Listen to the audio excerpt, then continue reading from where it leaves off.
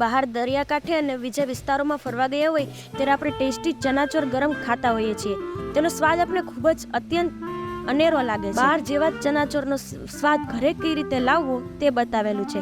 તો ચાલો આપણે સિક્રેટ રેસીપી શરૂ કરીએ. સૌપ્રથમ ચનાચોર, ડુંગળી, ટમેટું, લીંબુ,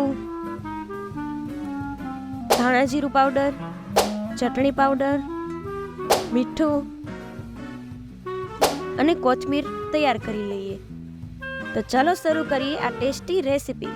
સૌપ્રથમ ડુંગળીના ફોતરા ઉતારી અને તેને સમારી લઈએ અને તેના કટકા કરી આવી રીતે ક્રશર આવે છે તેમાં પણ કરી શકો છો અને તમે તમારી રીતે નાના નાના બટકા પણ કરી શકો છો.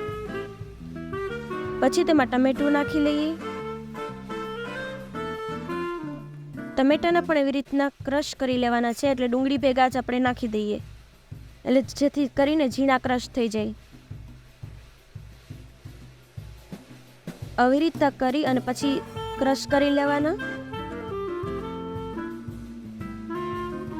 જો કેવું સરસ ક્રશ થઈ જાય છે. હાથેથી કરીએ તો ડુંગળી કે ટમેટાના બટકા મોટા રહી જાય. સરસ ઝીણા સમારી લીધા છે.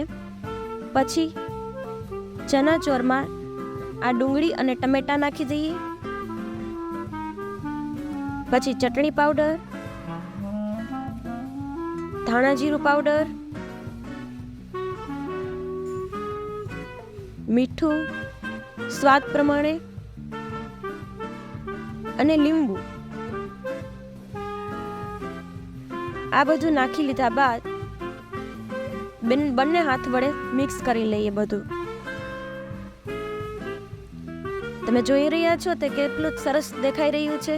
પછી કોથમીર વડે ગાર્નિશિંગ કરી લઈએ. તો જુઓ, બહાર જેવા ટેસ્ટી ચનાચોર તૈયાર. અમારા વિડીયોને જો તમને ગમ્યો હોય તો લાઈક કરજો અને અમારી ચેનલને સબસ્ક્રાઈબ કરજો. Thank you.